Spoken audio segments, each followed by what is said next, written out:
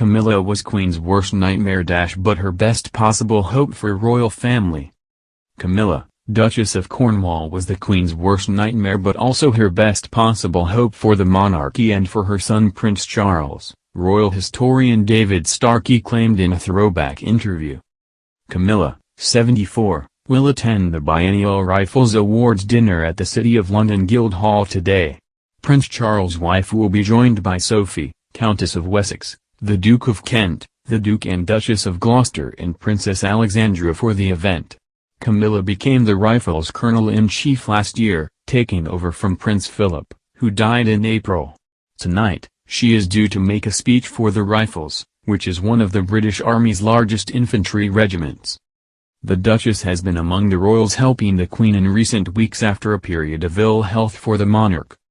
Her Majesty has pulled out of several engagements over the last few weeks after she was admitted to hospital for tests last month and advised to rest.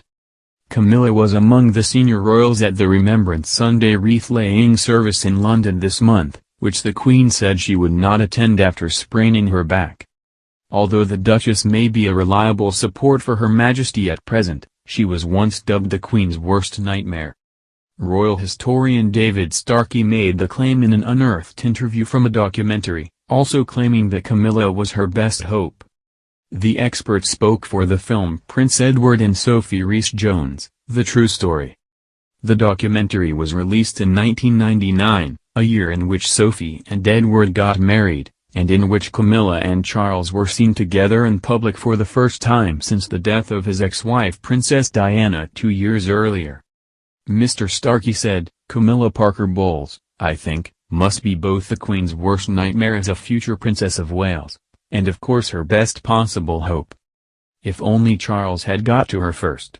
Camilla is the obvious Windsor wife." Charles wed Princess Diana back in 1981 at St. Paul's Cathedral, the fairy tale ceremony broadcast across the world. However, their marriage was soon in trouble and by 1986 Charles had started having an affair with Camilla, who was herself married to Andrew Parker Bowles at the time. Details of the couple's secret romance made their way into the press in a series of highly embarrassing stories for Buckingham Palace. One such incident came as People magazine published the transcript of an explicit phone call between Charles and Camilla, which exposed their affair. The scandal, which is sometimes known as Camillagate, came after the couple's intimate pillow talk over the phone was intercepted with a scanning device and leaked to the press.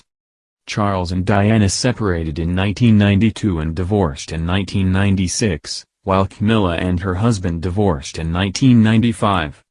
After Diana's tragic death in a car crash in 1997, Charles started to see Camilla more openly.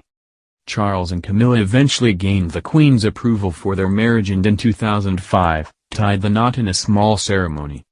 Speaking for the documentary, Mr. Starkey explained why in his opinion, Camilla was a good fit for the royal mold. He said, "Windsor women on the whole are not clothes horses, they're not beautiful. They are horsey, they are into headscarves and country pursuits. They have a certain good rough breeding about them. Camilla is the perfect Windsor wife. None of the nervousness or moodiness of Diana. But unfortunately, of course she's second helpings and that's the difficulty." Prince Edward and Sophie Rhys-Jones, The True Story is available to watch on YouTube.